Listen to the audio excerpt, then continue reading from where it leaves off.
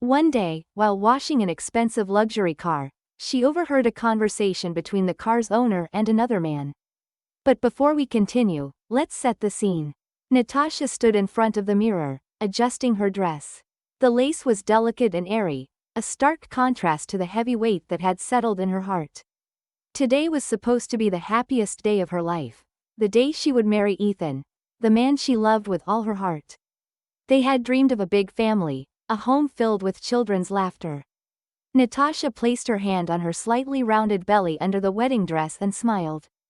It was her little secret, one she had kept until today. At the courthouse, waiting for Ethan, her heart raced, and her palms were sweaty. She saw him walking toward her, confident and handsome as ever. Natasha couldn't take her eyes off him. "I need to tell you something," she whispered. They stepped into a small room where they could talk privately. Natasha took a deep breath, trying to calm her nerves. "Ethan, I'm pregnant," she said, holding her breath, waiting for his reaction. She imagined him being overjoyed, picking her up, and spinning her around. But instead, his face twisted in disgust. He stepped back as if she were contagious. "What?" he growled. "You're pregnant?" Natasha nodded, confused. "Yes, Ethan. I wanted to tell you earlier, but I wanted it to be a surprise." Ethan let out a bitter laugh. "A surprise? You've ruined my life." Natasha was stunned. She couldn't believe what she was hearing. "What are you saying?" she whispered. "I thought you'd be happy." "Happy? I'm not ready for kids," Ethan shouted. "I have other plans for my life. I'm not going to waste my time changing diapers and spending money on baby stuff." Tears streamed down Natasha's face as she looked at Ethan like he was a stranger. This wasn't the man she loved. He was cold, cruel, and selfish. "But what about us?" she sobbed. "What about our family?" "There is no family," Ethan snapped. "I'm leaving." "Leaving? Where are you going?" Natasha couldn't believe her ears. "Away from you. I don't want anything to do with you." Ethan turned and headed for the door. Natasha ran after him, begging him to stay. "Please, think about the baby." Ethan stopped at the door but didn't turn around.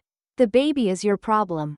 I owe you nothing." With that, he walked out, leaving Natasha alone in the room, in her wedding dress, with a broken heart and shattered dreams. She collapsed to the floor, crying uncontrollably. The tears washed away what was left of her wedding makeup. After half an hour, Natasha felt her strength fading. She got up, shaky, and walked to the mirror. Her reflection showed a pale, exhausted face with swollen eyes. She looked down at her belly, where a tiny life was growing, a life created out of love. Natasha wiped her tears and straightened up. "No," she whispered. "I won't let him break me. I'll fight for myself and my baby." The first thing Natasha did was call her best friend, Emily, and asked her to pick her up. She told Emily everything, and Emily, of course, was furious. "What are you going to do now?" Emily asked. "I don't know," Natasha replied. "But I have to leave him and find a job. I can't just sit around and do nothing." Emily offered Natasha a place to stay until she got back on her feet, and Natasha gratefully accepted. The next day, Natasha started looking for work. She went to every store, cafe, and restaurant in the area, but no one wanted to hire a pregnant woman with no work experience. Despair crept in as time passed, and her savings dwindled. She needed to figure something out to survive. One day, while walking past a car wash, Natasha saw a help wanted sign. She stopped and thought about it. Working at a car wash would be hard and dirty, but it was a chance to earn some money. She went inside and asked to speak to the manager. They told her the position was still open and offered her a job starting the next day. Natasha agreed without hesitation. She knew it wouldn't be easy, but she was ready to do anything for her baby. That evening, lying in bed, Natasha stared at the ceiling, thinking about her life. Everything had turned upside down in an instant, but she wasn't going to give up. The car wash wasn't the most glamorous place Natasha had ever imagined working, but it was her only option to survive after Ethan left and her dreams crumbled. She had to pull herself together quickly. Tears wouldn't help anymore, she needed action. And so, there she was, in an oil-stained uniform, her feet aching, and her back sore from constant bending. The hose felt heavy, and her hands trembled from exhaustion. She did her best, but every car she washed drained her last bit of energy. The first customers looked at her with pity, some even pointing and whispering. Natasha tried to ignore them, but their stares burned like the scorching sun. Her co-workers, mostly middle-aged men used to hard labor, didn't understand why a pregnant woman was working at a car wash. They made snide comments, mocking her clumsiness and slowness. After several hours, Natasha felt completely drained. She could barely stand, but she kept washing cars, gritting her teeth. It felt like the day would never end. By the end of her shift, she was utterly exhausted. But she had made it through the day. She had proven to herself that she could handle any challenge. At home, she was greeted by an empty apartment and silence. Emily was working the night shift. Natasha boiled some water for tea, took leftovers from the fridge, and sat down at the table. She forced herself to eat, knowing she needed to conserve her strength. After dinner, she took a hot shower. The water washed away the dirt and fatigue but couldn't wash away the sadness and longing. She lay in bed, unable to sleep, her mind racing with thoughts of the future, her baby, and Ethan. She remembered their happy days, their dreams of a life together. How could everything have fallen apart so quickly? The next day, Natasha wiped her hands on an old rag, feeling the ache in her shoulders and lower back. It had been an unusually busy day, and the constant smell of chemicals and wet rubber irritated her heightened sense of smell. Then she noticed him, a black SUV, gleaming as if it had just rolled off the assembly line, pulling up to one of the bays. A man stepped out, tall and well-built, wearing a sharp business suit. He looked to be in his early 40s and was talking on the phone, gesturing animatedly. Natasha had never seen anyone like him in their small town. He exuded confidence and authority. She started scrubbing the next car more diligently, trying not to draw attention to herself. She felt awkward staring at a stranger, but something about him captivated her. Suddenly, she caught a snippet of his phone conversation. "I don't know what to do anymore," he said, desperation in his voice.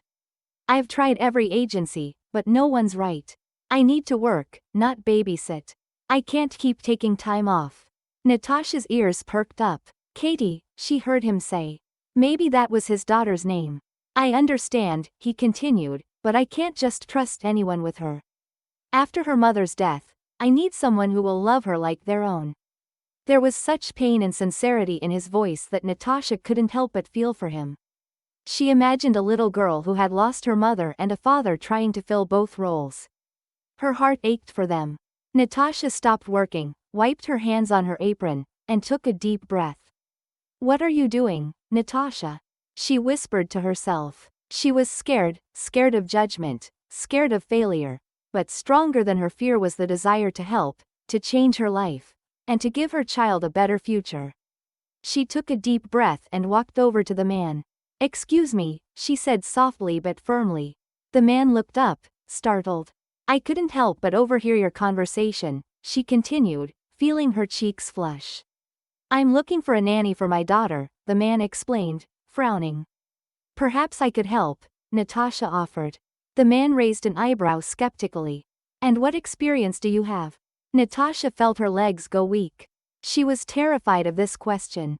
What could she say? That she was pregnant, working at a car wash, and had no experience with children? But she gathered her courage and replied, "I love children, and I'm very responsible. I understand your situation, and I'm willing to do whatever it takes to help your daughter." The man studied her for a moment. "Do you know how hard it is to take care of a child?" he asked finally, "especially one who's lost her mother?" Natasha nodded. "I understand," she said. "And I'm willing to learn. I know it won't be easy, but I'm not afraid of hard work." She looked him straight in the eye, her gaze filled with sincerity and determination. The man sighed. "I'm out of options," he said quietly. "I'll give you a chance." Natasha felt a weight lift off her chest. "Thank you," she whispered.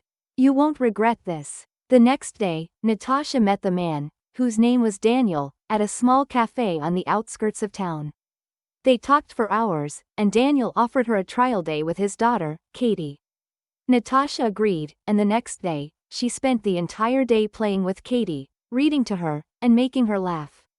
By the end of the day, Katie had warmed up to Natasha, and Daniel could see the genuine connection between them. "Natasha," Daniel said, "I want to offer you the job. Will you accept?" Natasha couldn't hold back her tears of joy. "Yes," she said, "I accept." Over the next few months, Natasha's life changed dramatically. She moved in with Daniel and Katie, forming a new family. Daniel proposed, and they married in a small, intimate ceremony. Katie, dressed in a little white dress, clung to Natasha, calling her mom. Natasha felt like the happiest woman in the world. She knew that, despite the hardships, she had found her true family. Years later, Natasha often thought back to that difficult time in her life: the car wash, the hard work, and the judgmental stares. But she also remembered how she had met Daniel, the man who had changed her life and given her a new family. She realized that even in the darkest times, you have to believe in better days and never lose hope. Because sometimes, hope finds you in the most unexpected places.